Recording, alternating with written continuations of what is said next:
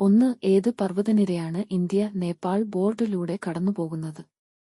ഹിമാലയം, കാരക്കോറം, ആരവല്ലി, വിന്ധ്യ.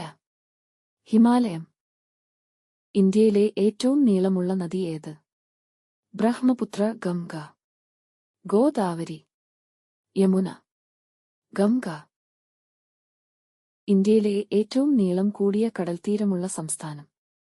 കേരളം, ഗോവ, മഹാരാഷ്ട്ര, ഗുജറാത്ത്. ഗുജറാത്ത്.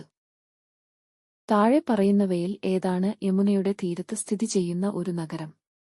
സൂറത്ത്, മൈസൂർ, മുംബൈ, ഡൽഹി. ഡൽഹി. ബംഗാൾ ഉൾക്കടലിൽ സ്ഥിതി ചെയ്യുന്ന ദ്വീപസമൂഹം ഏത്? ആൻഡമാൻ നിക്കോബാർ, ലക്ഷദ്വീപ്, മാലിദ്വീപ്, ശ്രീലങ്ക. ആൻഡമാൻ നിക്കോബാർ. 5 നദികളുടെ നാട് എന്ന് അറിയപ്പെടുന്ന സംസ്ഥാനം? ഹിമാചൽ പ്രദേശ്, ഹരിയാന, പഞ്ചാബ്, കേരളം. പഞ്ചാബ്. സഹ്യാദ്രി എന്ന് അറിയപ്പെടുന്ന പർവ്വതനിര ഏത്? ഹിമാലയം, ആരവല്ലി, പശ്ചിമഘട്ടം, വിന്ധ്യ. പശ്ചിമഘട്ടം. ഏറ്റവും കൂടുതൽ ജില്ലകൾ ഉള്ള ഇന്ത്യൻ സംസ്ഥാനം ഏത്?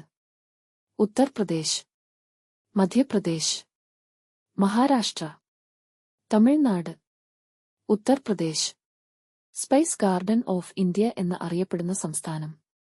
കർണാടക, കേരളം, ആന്ധ്രാപ്രദേശ്, തമിഴ്നാട്, കേരളം.